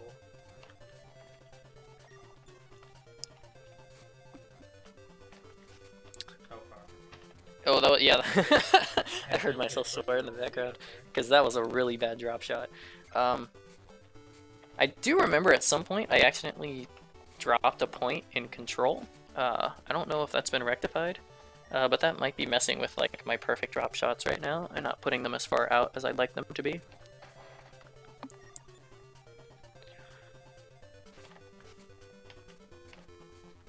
Wow, I can't believe I hit that, but we will take it. Again, ever since Emily, I've just been playing so smooth. Haven't dropped a single lob trick. That was not a drop shot, but it doesn't matter because this should hit the net. Yeah. I'll take it. Yeah, that was a really weird situation, but it worked out for me.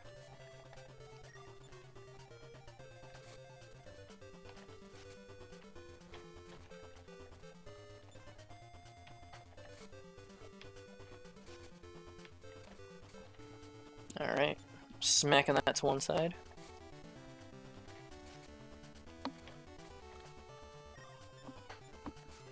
Awesome. Oh, that was really bad reaction on my part. I don't know if I can save this point. Oh, I drop shot it again. Wow. I'm surprised I had the like state of mind to hit that.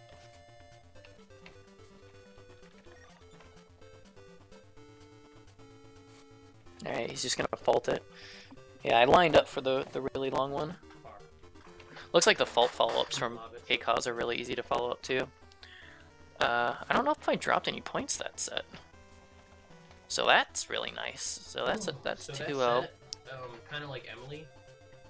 Some of the points I got were slow, but Akaz never scored on me during that set, and that actually is huge. Yeah. It's just a huge time saver. So that's why, yeah, looking at the clock right now, like this is gonna put me at about minus 3 minutes, which like I said was the big saver in this run, was the fact that I did a really clean Akaz.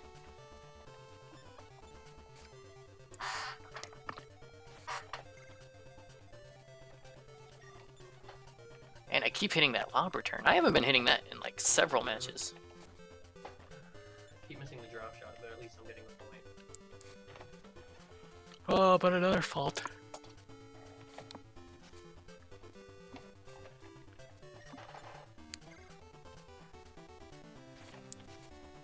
Ooh, right down the line. That was great. Already at 2-0. I'm blasting through this. Making great time on ACOS here. Yeah, even I'm listening to myself in the past, being really happy about this. Time on ACOS right now. If I get sub 150, sub 150 is definitely possible with this. And as you can see, like my I'm talking about sub 150. Like yeah, back in the day, sub 150 was unheard of. Nowadays, the goal is sub 140, maybe which like I think is super doable. 3 people in the world will get it.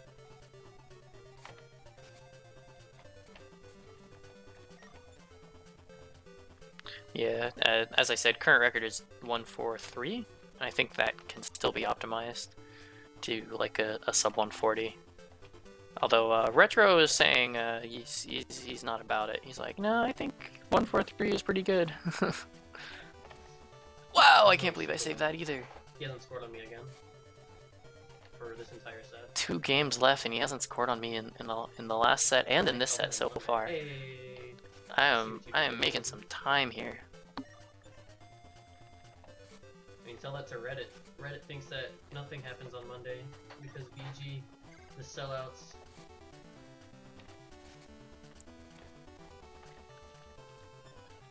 Alright, one more game.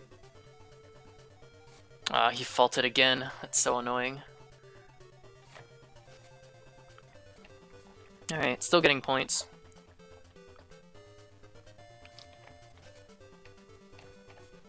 Yeah, this is gonna be under 3 minutes. Quit faulting. Except if he keeps faulting.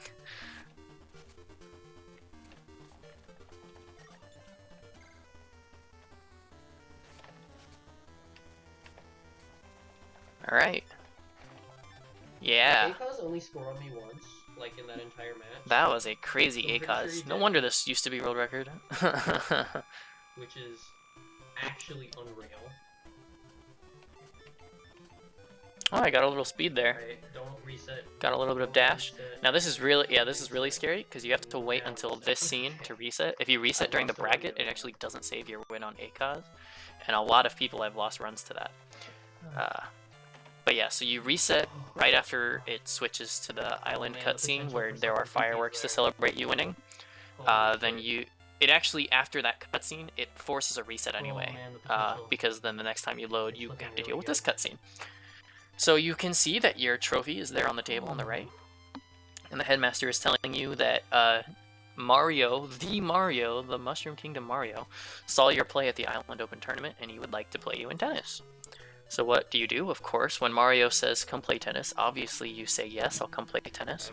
So you get on the plane, but instead of going to the island, which is down there, you are going to fly into a rainbow. So that's what we do now. And then the game resets again, which you can speed up. You can just reset a little bit sooner, but the game was going to reset regardless. And now you have to watch this cutscene where you meet everyone in the Mushroom Kingdom. Look how cool that is.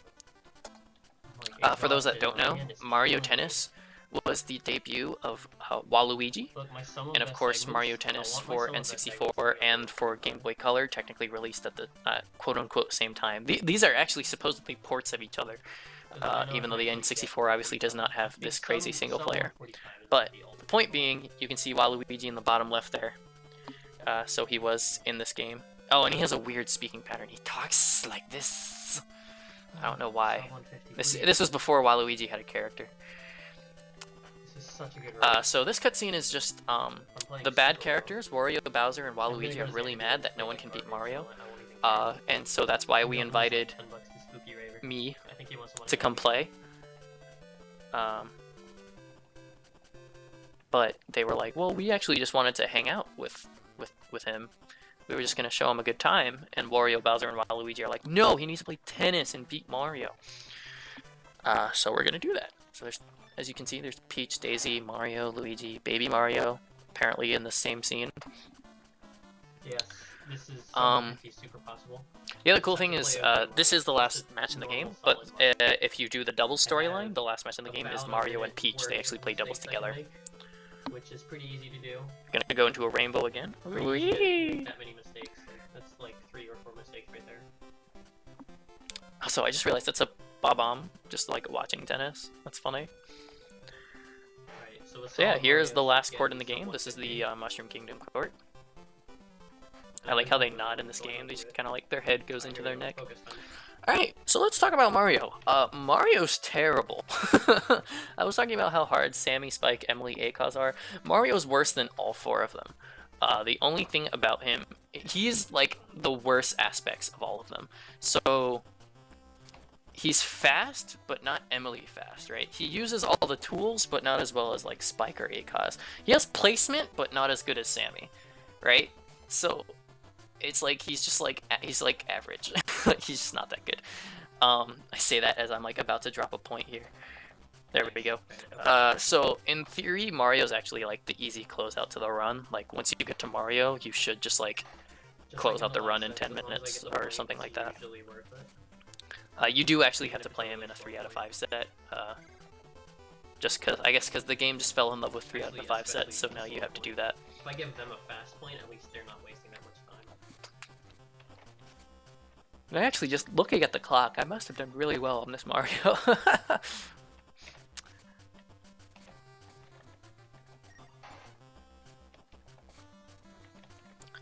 Yeah, I mean, there's not much to say about Mario. He doesn't do nice serves. He serves like Sammy and everyone before him. I think he faults from the top left. Potential, let's see.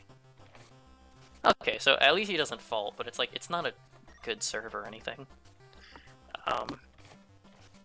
Yeah, he's just overly not special for a game final boss, where we've had such crazy characters like Sammy, Spike, Emily, and Akaz.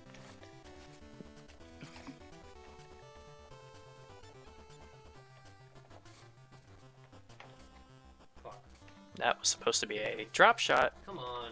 And you fall really. The other thing is you fall really far behind if you don't do the right things against Mario. Because at least he just like, I think, instead of just like blatantly like having better stats than you, like crazy technique, crazy speed, or anything, I think he maybe just has better AI and just like picks better choices more often. That's my theory at any rate. I mean, it could just be that he's still just really dumb and just a worse character. Not again. Save it again. Nice. Ooh, yep. And final boss still gets hit by the lob trick. Very fun. Again. Why do I keep diving? At least I always have the backup strats for when I die. Alright, this should be set 1. Of course, you know, I gave up a few points to like Emily, Akaz, Spike, Sammy. Mario's got none. I don't think he gets any points in this whole match. Even get that many slow points.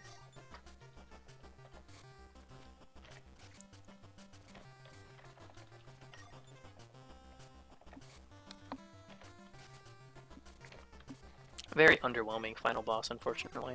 You're probably gonna hear me keep saying that.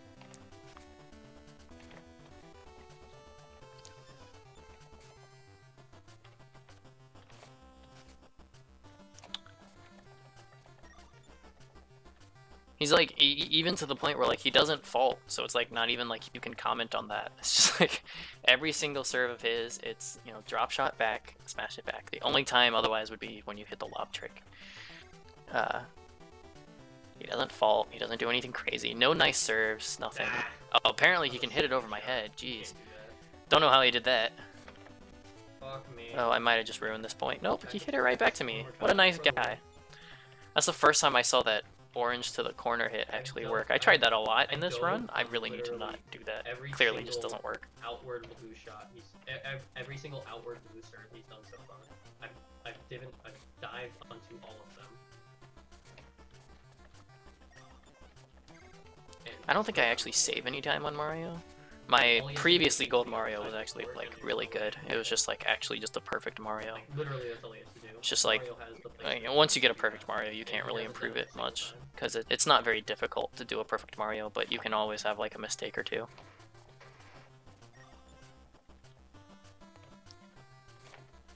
other cool thing about Mario is he doesn't fault because he's good at sports.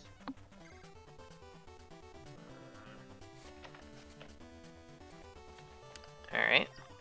That should be... oh, 4-0. Okay.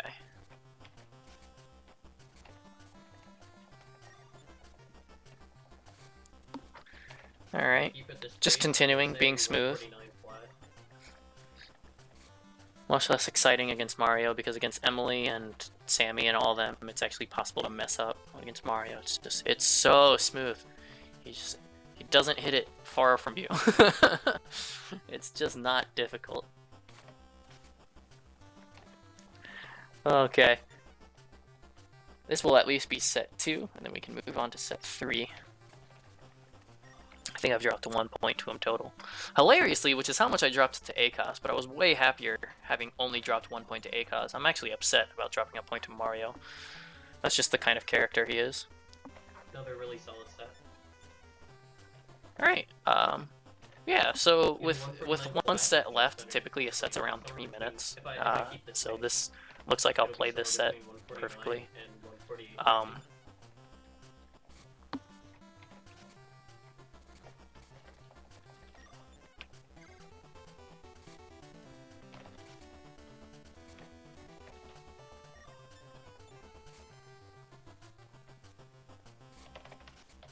I didn't die. Hey, give me Alright. Still not doing the lob trick, but at least still successfully returning these middle blue serves sent to the outside that I should be lobbing back.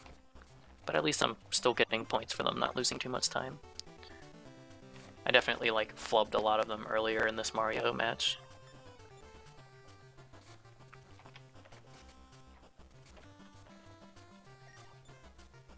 So this is what the game looks like when you play it entirely straightforward, no mistakes, right? It's just drop shot smash, drop shot smash, drop shot smash.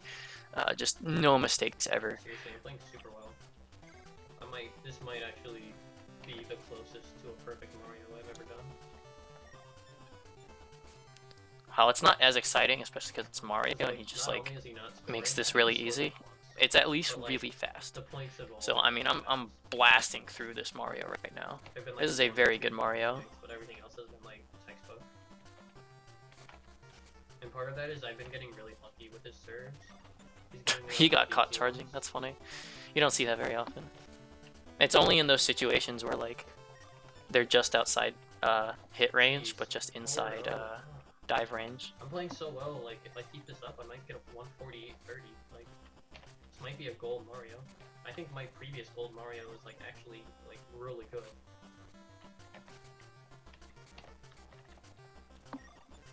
Just not messing up. Doing everything right. Is that 5 or 3? 5, alright, yeah, so I'm done serving for the rest of the speedrun. Just one more game of Mario serving. He loves lining up at the middle and serving it to the outside. Oh my goodness, he needs to stop. Is this set? Is this match right here? Alright, and then match point. This went so fast. This has to be a gold Mario. Alright, missed the smash to finish it, perfect. Time ends once I've assigned the points from the level up, because then it goes into a credit scene. Game's not over till I get to the credits. So just gotta get to that. It looks like I will end up saving time. The problem is you have to hit yes here, and that's when time ends. 148.26, so I saved time, but it wasn't gold on Mario, so I'm not surprised about that at all. Not even a gold Mario. I knew my gold Mario was really good. But yeah, so that is Mario Tennis for the Game Boy Color. Any % singles, doing the singles story mode. This was the previous world record before Worcester took it, and then Retro ended up taking it for the first time. He now has a 143 something. And yeah, all of these previous runs were run on emulator. I've been switching over to running on the Game Boy player. The best player of that, I think, is still Sharif. I don't actually know how to say his tag. But he's the only one running on the Game Boy player. So hopefully I can start doing that and get some console records. But yeah, thanks for tuning in. I hope you guys really enjoyed this. And hope you'll see more from me in Mario Tennis. Take care, guys. And Mario was really, really good as well.